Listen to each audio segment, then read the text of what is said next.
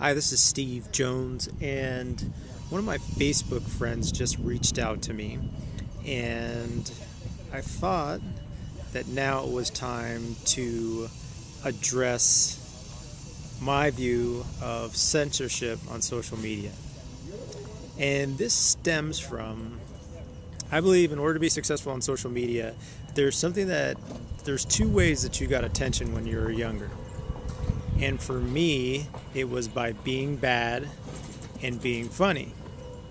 And I've come full circle on this because it didn't work when I was younger, but I've been able to let go a lot for it to work for me on social media. So, as far as censorship goes, I know censorship draws in a lot of the wrong people, and I've never been a censorship type of person until recently. Because in the past, a lot of people that used to censor, they said the government censored us and they complained about it. Now on social media, we're censoring each other. And more importantly of this, all I want to do is be an example of how far you can go without being totally out there and crazy, and let people find out where they can go based on where they are in between me or in that genre. That's based on what my belief is on that. So two primary things that I do is I friend everybody, and anybody can comment on my videos, or they can post things on my wall on Facebook and all the other different social media places, and I don't delete what they're doing. I don't block. Have blocked friends, but I don't block friends anymore. So just so you have an understanding of that, that's where I'm coming from. So as far as censorship, the one piece that I want to talk about is etiquette. There's lots of people that are on social media that are having a lot of rules of etiquette. As I was telling somebody the other day, that there's more etiquette in social media than there is in etiquette. And usually when they talk about etiquette, it's when the young girls are going through the etiquette classes, and it has to do with how you eat, how you sit, and all everything that's going on with that. Not fighting against that. But what I'm fighting against on social media, I really think that we're being our own enemy, and we're trying to fight against certain causes, and we're trying to deal with like-minded people, and that's getting in the way of progress, because we have all the people in place in order to create a better world, but we're trying to draw in people that are just like us.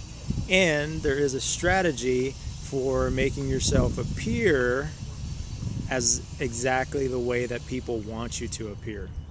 There is a strategy for that, and I feel that that's deception, and it's the opposite of transparency, which the world is calling out for people to be more transparent.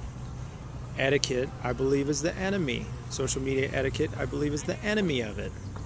Recently, I went to a seminar, and out of everybody that was on stage, most of them had alcohol problem, a drug problem.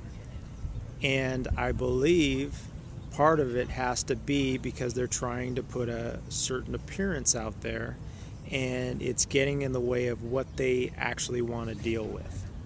And I'm not against drugs. I am not against alcohol. I drink very little, and I choose not to do drugs, but I'm not against either of those. But my understanding is that a lot of these people are telling us how to live. A lot of these people are selling health products.